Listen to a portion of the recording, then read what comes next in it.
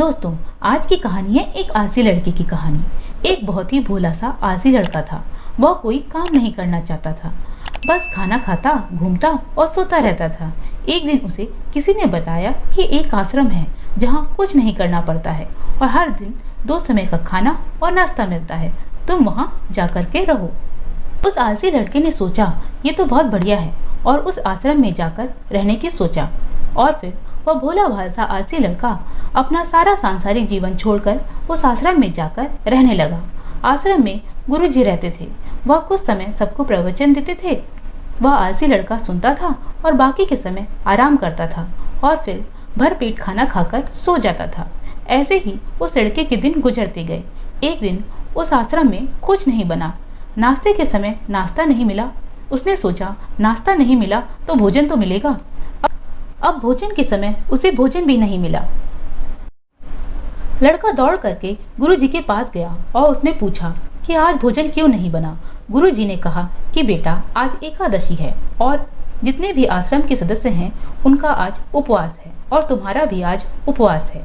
आज भोजन नहीं बनेगा। वह लड़का आलसी था और उसे भूख भी बहुत लगती थी। उसने गुरुजी से बोला कि मैं उपवास नहीं रहूँगा, मुझे भूख लगी है, मैं खाना खाऊंगा।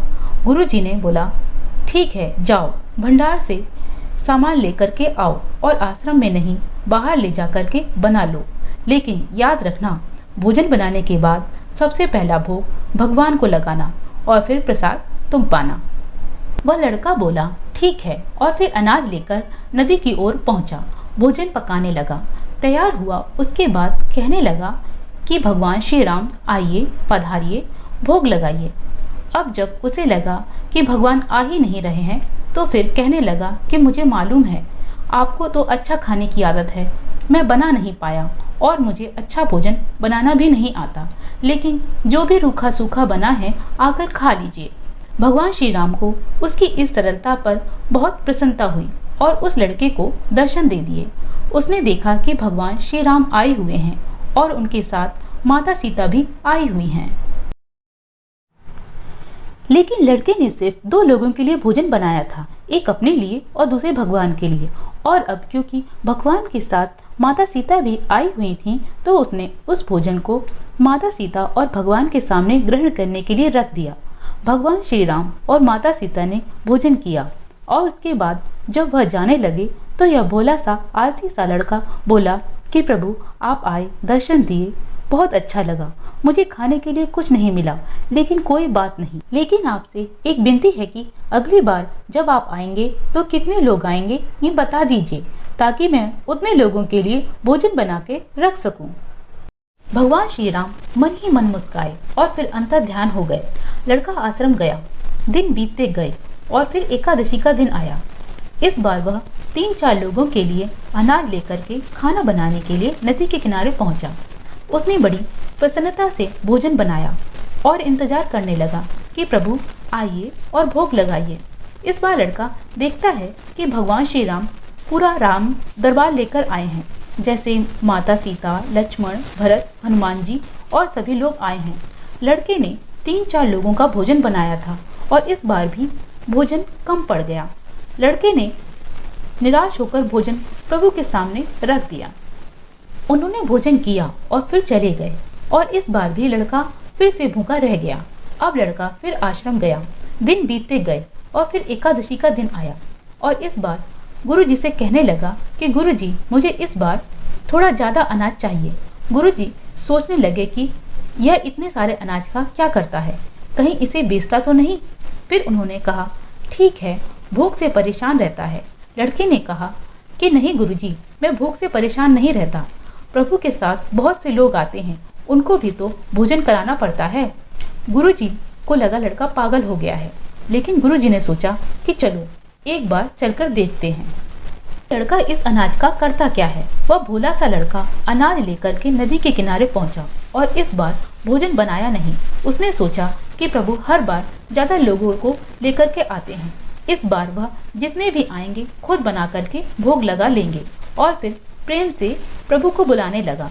गुरुजी ये सब छुपकर देख रहे थे कि ये भोजन तो बनाया नहीं और प्रभु को बुला रहा है, लेकिन लड़के ने देखा कि इस बार प्रभु के साथ बहुत से लोग आए हुए हैं।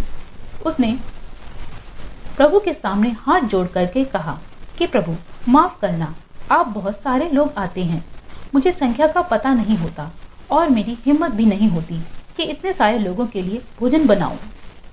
आप स्वयं आइए, बनाइए, खाइए और भोग लगाइए।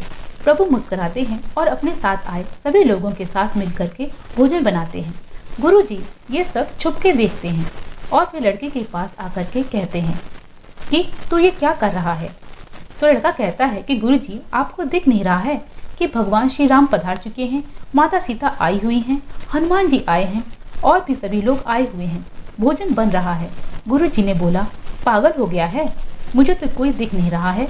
लड़का गुस्सा हो गया और बोला, प्रभु आप ये क्या कर रहे हो, एक तो मुझे भूखा रखा है और गुरुजी को दर्शन नहीं दे रहे हो, जो मुझे पागल समझ रहे हैं। कृपा करके गुरुजी को दिख जाओ।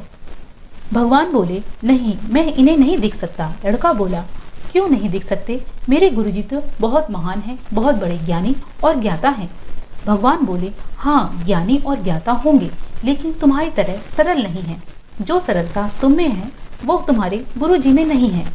लड़के ने ये बातें गुरुजी से कह दी कि भगवान श्री राम कह रहे हैं कि आप में सरलता नहीं है, आप मेरी तरह सरल नहीं हैं, इसीलिए आपको नहीं दिख सकते।